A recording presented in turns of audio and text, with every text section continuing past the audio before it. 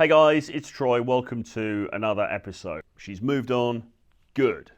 Now, you become unstoppable. We're talking breakups here. We're talking situations where you were with somebody you were close to and maybe she's left you. Probably she's left you. Maybe you've left her for some reason. But let's assume, maybe she's dumped you. Things got stale. Things weren't working out. One day she gave you the conversation, or she left you a note, or she sent you a message or whatever, and she just said, look, I don't really think this is working. I think it's better we go our separate ways, okay? And then, because you're not disciplined, and you're a very naughty boy, you stalk her on socials, you check her socials, and you start to see a few posts, a few stories that seem to imply that she's out and about, and she's having a good time, and maybe there's someone else in the picture. Hopefully you don't find that out definitively. I mean, and this is why you have to stop looking at people's social media if you break up, because you don't want to know this stuff, okay? You don't want to know that stuff. The worst thing is you see a picture of her holding hands with some new guy, and you get that gut-wrenching kind of terrible acute pain, right? And you want to avoid that, so don't look at her socials. But even short of that, you see she's out and about, maybe she's having a dinner somewhere, is it a date, is it not a date, you don't know. But you get the sense anyway that she's kind of moved on. And sometimes this happens, right? I mean, people do this. People will line up someone else when they're contemplating a breakup in order to bridge the gap for themselves, okay?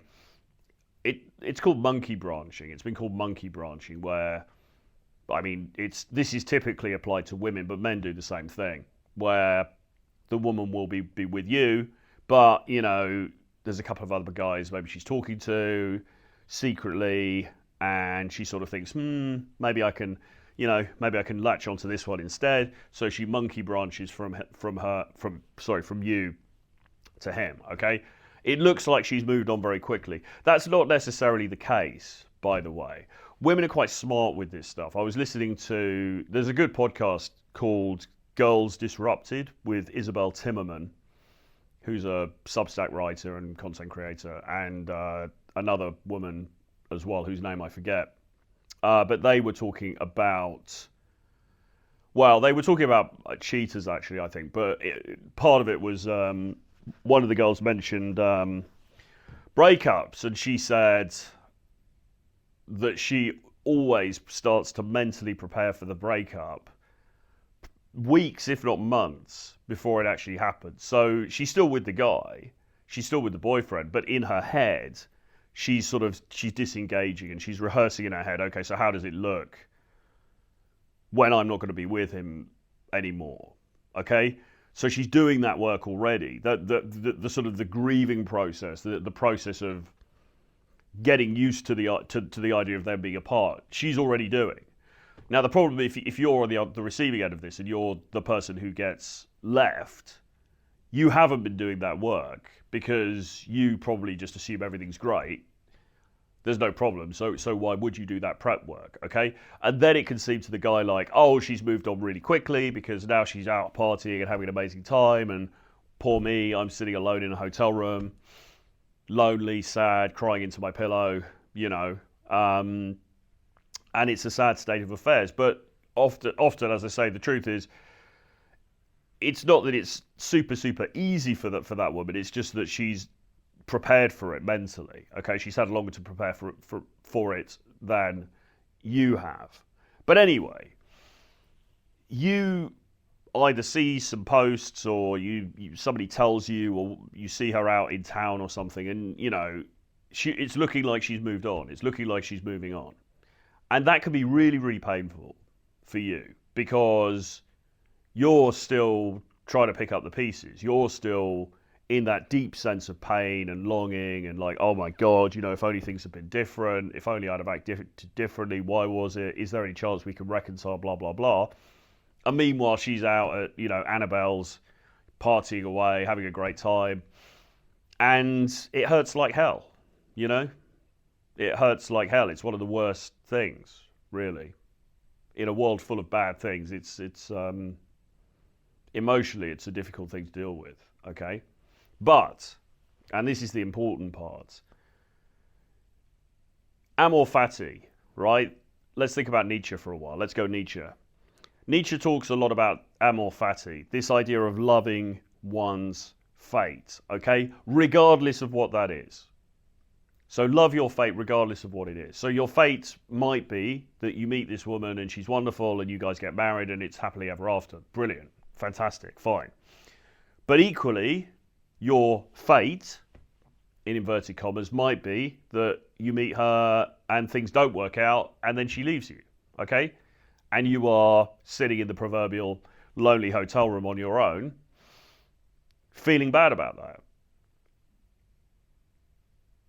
That might be your fate, okay? But in the Nietzschean concept of this, you don't say, oh, woe is me, this is so bad, this is so difficult, this is so hard. You say, she's left me, fantastic, amazing, I love this. This is exactly what was meant to happen. This is perfect. This is a manifestation of my subconscious will to be free. And she has given me a gift by doing this, okay?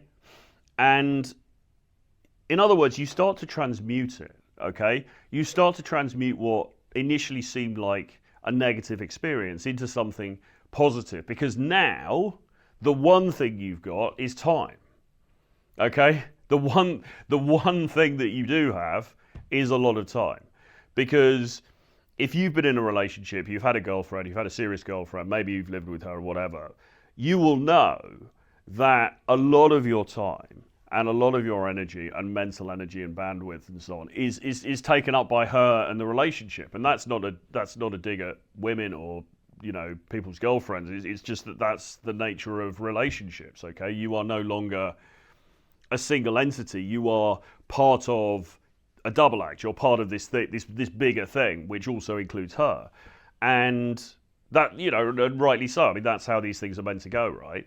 But it does mean that often a lot of your desires, your hopes, your wishes, your dreams, your aspirations can somewhat get pushed to the side because you just don't have the bandwidth, you don't have the time to really work on them, to really do what needs to be done, okay? But now you do, because she's moved on. Brilliant. Okay, so now it not only have you guys split up, but from what you've seen or what you're hearing, it's looking like the possibility of a reconciliation isn't even on the cards. Amazing. Okay, this is what I want to encourage you to get to. This is where I want to encourage you to get to psychically. Amazing, because now I transform myself. Now, finally, I have the time to do all of those things that I should have been doing when I was with her, but I didn't because we were too busy going to IKEA and shopping for bathroom tiles and all of that kind of thing. I don't have to do any of that anymore, okay? So now I can work on myself, all right? So now I can get up early in the morning, I can go swimming, I can go to the gym, I can read books, I can do a course maybe, I can select an area that I want to study, something I've been interested in for years and I haven't had time to attend to it, and I can really delve into that. Or I can really start to work on my business properly in a way that I wasn't before. Or I can really throw myself into work, go the extra mile at work, maybe get that promotion that I was always hoping that I would get to. I mean, it's ironic, isn't it? Because there's this expression that behind every great man is a strong woman or is a great woman or whatever. And that can be true. I mean, there are plenty of examples of that, but it could also not be true.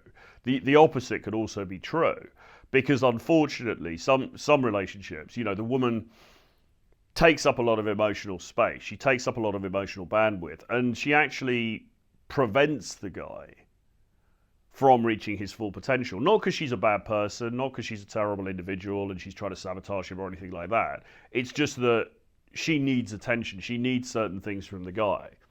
And all of us have only got so many hours in the day. And all of us have only got a certain degree of energy, a certain degree of creative energy, or, you know, ability to concentrate. I was reading a post about this recently where it was saying, particularly for creatives, people doing creative work, you probably get 3, 4, maybe 5 hours, 5 decent hours a day. And then you start to burn out a little bit, the output becomes not as good, and you start to falter a bit. Okay, so you don't have huge amounts of time, but when a lot of your time is being taken up within the constraints of a relationship, obviously that gets squeezed, and you don't have the ability to really work on the things maybe in the way that you would like to, or that you ideally would be. So the point is, I did a video recently about loneliness, right? But the point is that if you're in a situation where you've come out of a relationship and it seems like the other person is moving on, rather than viewing that as a negative and oh, woe is me, there's such a terrible thing, a better way to look at it is, well, this is fantastic, because now the shackles are off. Now there's no going back. Okay? There's no going back. She's doing her thing. But the great gift that I get is the ability to do my thing, which I wasn't quite able to do before. Okay? And this is how you transform. This is how you become that super, in inverted commas, alpha version of yourself that you always wanted to be. It's very hard to do that under the eye of somebody else who's very close to you. I mean, yeah, you can still go to the gym. Yeah, you can still work. You can still do all of this stuff. But there's also a whole load of other things that are heaped on top of you. The domestic expectations, the emotional expectations, the expectations for sustenance from her in various kinds. And when all of that's removed, then really you've got these oceans of time. You've got this huge opportunity. And what I am talking about more and more on this channel, and I think people like James Tusk as well, we're talking about is in modern dating, knowing a few clever lines to say, knowing a few cool little corny chat up lines and things, it's not good enough, right? And most guys that have real problems in this area, there's not one single thing that's holding them back. It's not, oh, your opener wasn't very good, or oh, your body language isn't that great. Just fix this one little thing, and then suddenly you'll have a harem of supermodels or something. It doesn't work like that. Most guys that we end up working with require a lot of work in multiple areas in their lives. Okay, it's not just one thing. It's not just, well, I've given you examples already. It's not just one thing. It's usually in multiple different areas. And what we're looking at is not self-improvement, it's self-transcendence, okay? It's becoming a different version of you. It's becoming a more powerful, a more compelling, a more magnetic, a more rounded and attractive version of you, okay? But that takes time and it takes work, okay? And we're talking here, just to make this a bit more clear, we're talking here about money, muscles, game, frame, the usual things, right? Are you in the best shape that you could be? Are you well groomed? Are you well dressed? Are you living an interesting life? Are you making the money you could be making? It's these practical things, all right? But each of those things takes time and it takes energy, okay, in order to really excel. Or I say excel, I mean, look, all of us have got work to do, okay, myself included. All of us have got work to do on this stuff. It's not that you reach a precipice and then it's like, right, I'm here now, I've done it, job done, I've transcended, that's it. You need to keep working every day. But the time it takes to do that, the energy, the focus, the commitment, okay, ironically and sadly in some ways, is often easier to access when you are on your own, okay? So her moving on and doing something else, seeing somebody else, whatever, who cares, right? Is actually a gift to you, because it gives you this amazing ability to work on yourself and to transform yourself. And that is ultimately going to make you a better person. It's going to make you a better man. And it's going to make you more attractive to others, okay? Which really is the name of the game, I would assume, okay? You want to be attractive to more women. You want to be able to bring women into your life to have options in that area. But also, you want to succeed in business. You want to draw people to you. in work environments, right? You want to be the go-to guy, okay?